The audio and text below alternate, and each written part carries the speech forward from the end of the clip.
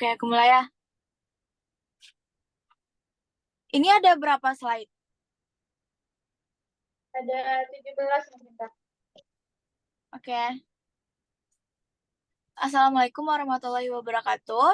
Izinkan kami kelompok 3 mempresentasikan hasil diskusi kami, yaitu industri sawit dan isu lingkungan, dengan anggota kelompok saya sendiri, Salsabila Asra, dengan BP 2066.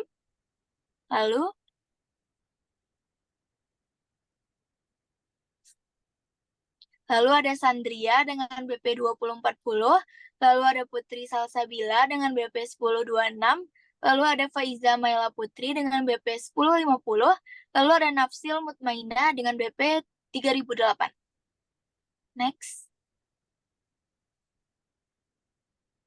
Yang pertama ada isu etika industri sawit yang akan dijelaskan oleh Nafsil. Kepada Nafsil dipersilahkan. Baik. Yang pertama yaitu isu etika industri sawit. Yang pertama ada isu deforestasi. Deforestasi adalah kondisi luas hutan yang mengalami penurunan yang disebabkan oleh konvensi lahan untuk infrastruktur, pemukiman, pertanian, pertambangan, dan perkebunan. Lalu perubahan lahan hutan yang menjadi lahan non-hutan menyebabkan pemanasan global karena akibat dari kebakaran hutan yang sering terjadi.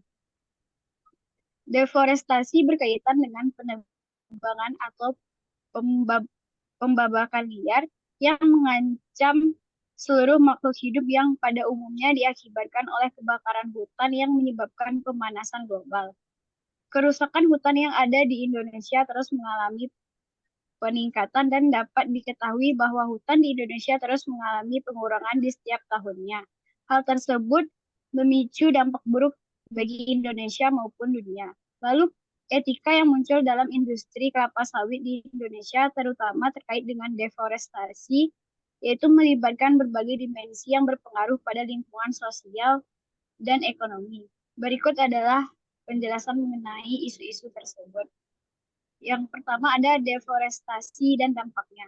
Deforestasi yang meningkat. Deforestasi akibat perluasan perkebunan kelapa sawit di Indonesia mengalami peningkatan yang signifikan.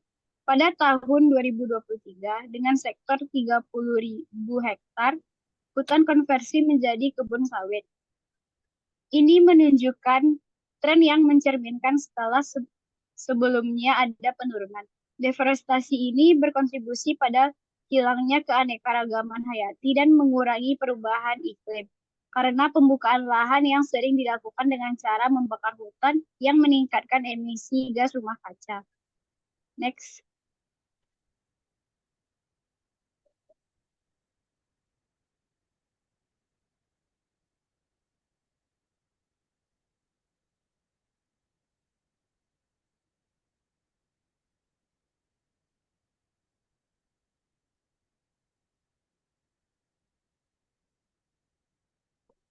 Selanjutnya, deforestasi mengancam keberlangsungan hidup spesies tersebut dan merusak ekosistem yang seimbang.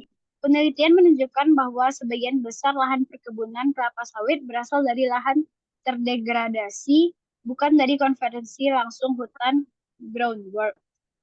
Yang kedua ada aspek sosial dan ekonomi. Konflik dengan masyarakat lokal, perluasan perkebunan seringkali menimbulkan konflik dengan masyarakat lokal, termasuk pelanggaran hak tradisional atas tanah. Banyak masyarakat yang kehilangan tanah yang menjadi tumpuan kehidupan mereka sehari-hari. Hal ini menciptakan dilema moral antara kesejahteraan sosial dan keuntungan ekonomi. Lapangan kerja dan kesejahteraan ekonomi industri kelapa sawit pun menyediakan lapangan kerja bagi jutaan orang.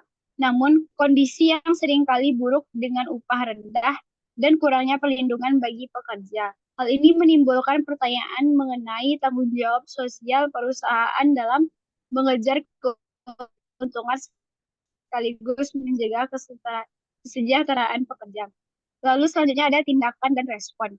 Inisiatif keberlanjutan beberapa perusahaan telah berkomitmen untuk menerapkan praktik keterlibatan melalui sertifikasi seperti Roundtable on Sustainable Palm Oil atau RSPO. Namun efektivitas penegakan hukum di lapangan kerap dipertanyakan karena banyak pelanggaran yang terjadi. Isu etika dalam industri kelapa sawit di Indonesia sendiri pun sangat kompleks dan melibatkan berbagai pertimbangan lingkungan sosial dan ekonomi. Meskipun ada upaya untuk meningkatkan keberlanjutan dalam praktik pertanian kelapa sawit, tantangan besar tetap ada di tetap ada dalam hal pelaksanaan regulasi dan perlindungan hak-hak masyarakat lokal.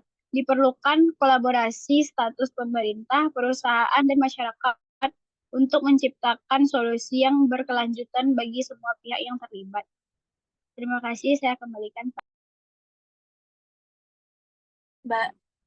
Baik, terima kasih kepada Nafsil. Selanjutnya ada isu etika industri sawit yang akan dijelaskan oleh Sandria. Kepada Sandria dipersilahkan.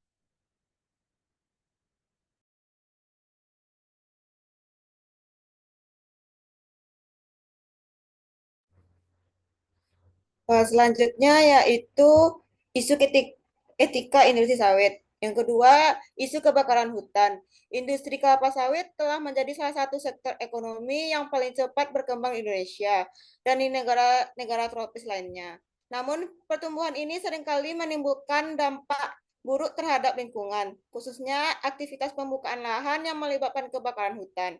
Permasalahan ini tidak hanya berdampak pada lingkungan, namun juga aspek sosial dan etika yang luas. Dampak lingkungannya yang pertama kerusakan ekosistem. Pembakaran hutan untuk membuka lahan untuk perkebunan kelapa sawit dapat menyebabkan kerusakan ekosistem yang parah. Hutan tropis salah satu ekosistem dengan keanekaragaman hayati yang paling tinggi. Seringkali dibakar untuk dijadikan lahan pertanian. Proses ini tidak hanya merusak habitat banyak spesies, tetapi juga mengganggu keseimbangan ekosistem yang ada. Yang kedua, emisi karbon. Pembakaran hutan, khususnya lahan gambut, melepaskan karbon dioksida dalam jumlah besar ke atmosfer. Menurut laporan Global Forest Watch, Indonesia merupakan salah satu negara dengan emisi karbon tertinggi akibat deforestasi dan kebakaran hutan. Hal ini berkontribusi terhadap perubahan iklim global dan mengurangi masalah pemanasan global.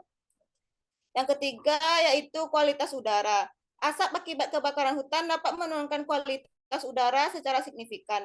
Asap ini tidak hanya berdampak pada kesehatan masyarakat setempat, namun juga menyebar ke negara tetangga sehingga menimbulkan permasalahan kesehatan yang luas seperti penyakit pernafasan dan jantung.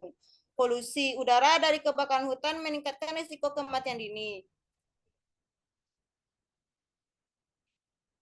Selanjutnya yaitu hak asasi manusia. Yang pertama, penggusuran masyarakat lokal. Praktek pembukaan lahan untuk perkebunan kelapa sawit seringkali melibatkan penggusuran paksa masyarakat lokal. Banyak komunitas adat kehilangan tanah mereka tanpa kompensasi atau persetujuan yang adil.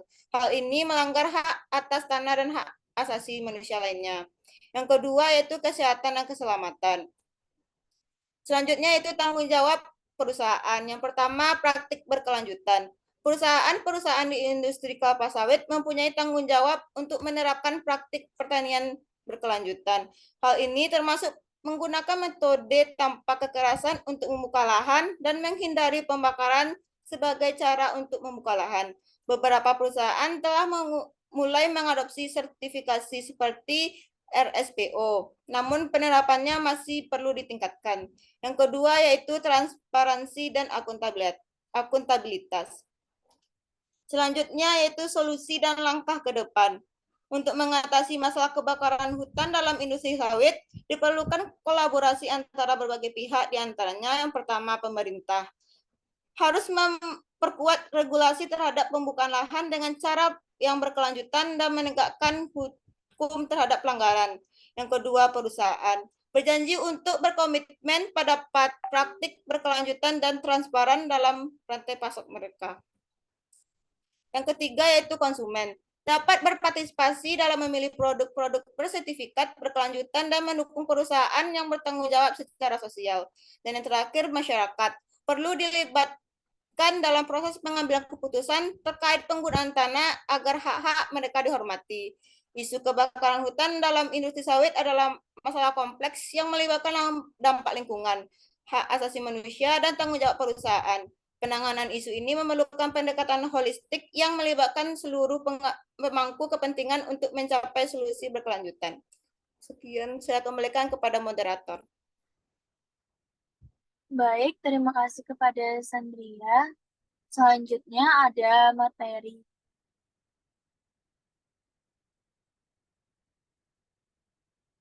Next. Selanjutnya ada materi peran stakeholder yang akan dijelaskan oleh saya sendiri. Yang pertama itu ada pemerintah. Pemerintah ini memiliki tanggung jawab dalam pengaturan dan pengelolaan sumber daya alam. Lalu kedua itu ada perusahaan perkebunan. Perusahaan perkebunan kelapa sawit ini memiliki peran dalam proses deforestasi. Lalu yang ketiga itu ada masyarakat sipil dan LSM. Organisasi non-pemerintah dan masyarakat sipil memainkan peran penting dalam advokasi lingkungan. Next. Lalu yang keempat itu ada akademisi. Akademisi ini memberikan perspektif berbasis penelitian mengenai hubungan antara kelapa sawit dan deforestry. Lalu ada komunitas lokal yang tinggal di sekitar area perkebunan juga terpengaruh oleh isu ini. Next. Lalu ada agribisnis kerakyatan dan inklusivitas. Agribisnis kerakyatan ini adalah sebuah konsep bisnis di bidang pertanian yang berfokus pada kesejahteraan masyarakat lokal, khususnya petani kecil dan masyarakat desa. Next. Dalam praktiknya, agribisnis kerakyatan ini mencakup pemberian akses kepada petani terhadap berbagai fasilitas seperti pelatihan, pembiayaan, serta teknologi pertanian. Inklusivitas dalam konteks agribisnis kerakyatan adalah pendekatan yang melibatkan semua lapisan masyarakat tanpa membedakan status ekonomi, jenis kelamin, atau latar belakang sosial lainnya. Lalu inklusivitas juga bertujuan untuk mengurangi ketimpangan yang sering terjadi di sektor pertanian, di mana petani kecil seringkali terpinggirkan oleh perusahaan besar. Next. Lalu ada tuntutan keberlanjutan terhadap isu etika industri kelapa sawit akan dijelaskan oleh Sabil. Pada Sabil, dipersilakan. Baik, terima kasih kepada moderator. Selanjutnya yaitu tuntutan keberlanjutan terhadap isu etika industri kelapa sawit. Tuntutan keinginan terhadap industri kelapa sawit terkait erat dengan sejumlah tujuan pembangunan berkelanjutan atau Sustainable Development Goals atau SDGs yang dicanangkan oleh Perserikatan Bangsa-Bangsa atau PBB. Beberapa aspek yang diinginkan yang menjadi fokus mencakup masalah lingkungan, sosial, dan ekonomi. Ada 17 tujuan yang bertujuan untuk menciptakan keseimbangan antara tiga aspek keberlanjutan tersebut. 17 tujuan pembangunan tersebut yaitu sebagai berikut. Yang pertama itu ada mengakhiri kemiskinan dalam segala bentuk dimanapun. Yang kedua, mengakhiri kelaparan, mencapai ketahanan pangan, dan peningkatan gizi, serta mencanangkan pertanian berkelanjutan. Yang ketiga itu menjamin kehidupan yang sehat dan meningkatkan kesejahteraan seluruh penduduk semua usia. Yang keempat, menjamin kualitas pendidikan yang inklusif dan merata, serta meningkatkan kesempatan belajar sepanjang hayat untuk semua. Yang kelima itu mencapai kesetaraan gender dan memberdayakan kaum perempuan. Yang keenam itu menjamin ketersediaan serta pengelolaan air bersih dan sanitasi yang berkelanjutan. Yang ketujuh itu menjamin akses energi yang terjangkau, andal, dan berkelanjutan dan modern. Yang kedelapan, meningkatkan pertumbuhan ekonomi yang inklusif dan berkelanjutan, kesempatan kerja yang produktif, serta pekerjaan yang layak. Yang kesembilan itu membangun infrastruktur yang tangguh, meningkatkan industri inklusif dan berkelanjutan, serta mendorong inovasi. Lanjut. Yang ke-10 itu ada mengurangi kesenjangan intra dan antar negara. Yang ke-11 menjadikan kota dan pemukiman inklusif, aman, tangguh, dan berkelanjutan. 12 menjamin pola produksi dan konsumsi yang berkelanjutan.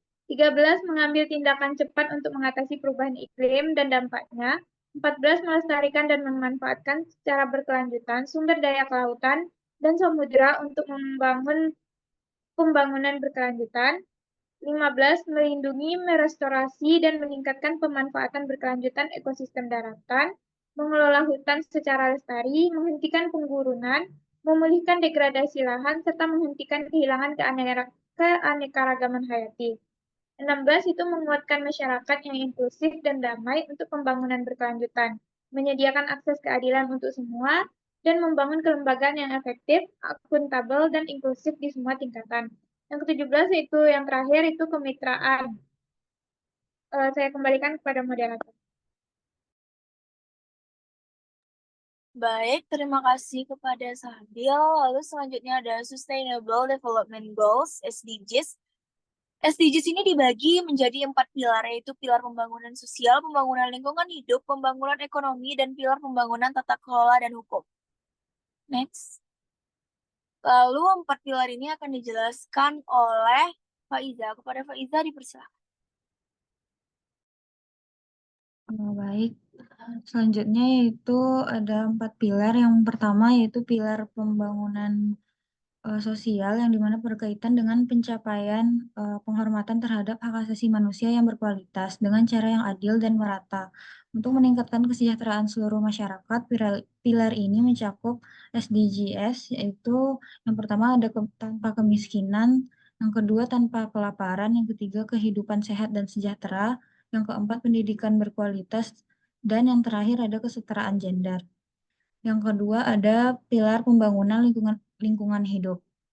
Pada intinya, pilar ini menjelaskan tekad untuk mencapai pengelolaan sumber daya alam dan lingkungan hidup secara berkelanjutan sebagai penunjang seluruh kehidupan. Pilar ini mencakup tujuan yang pertama, air bersih dan sanitasi yang layak, 2, kota dan pemukiman yang layak, 3, konsumsi dan produksi yang bertanggung jawab, 4, penanganan perubahan iklim, yang terakhir ada penanganan ekosistem darat dan laut. Yang ketiga, pilar pembangunan ekonomi. Pembangunan ekonomi SDGs adalah mencapai pertumbuhan ekonomi yang berkualitas melalui peluang usaha dan lapangan kerja yang berkelanjutan, inovasi, industri inklusif, infrastruktur yang memadai, energi bersih yang terjangkau, didukung kemitraan. Pilar ini mencakup tujuan yang pertama ada energi bersih dan terjangkau, yang kedua pekerjaan layak dan pertumbuhan ekonomi, yang ketiga industri, inovasi, dan infrastruktur, yang keempat berkurangnya kesenjangan, dan yang kelima ada kemitraan untuk mencapai tujuan. Yang terakhir yaitu pilar pembangunan hukum dan tata kelola. Pilar keempat SDGs adalah mewujudkan kepastian hukum dan manajemen yang efektif, transparan, akuntabel, serta partisipatif untuk menciptakan stabilitas keamanan dan mewujudkan negara berbasis hukum. Pilar ini hanya mencakup tujuan, yaitu perdamaian, keadilan, dan kelembagaan yang kuat. Baik, saya kembalikan kepada moderator. Baik, sekian presentasi dari kami. Maaf jika ada kata-kata yang salah.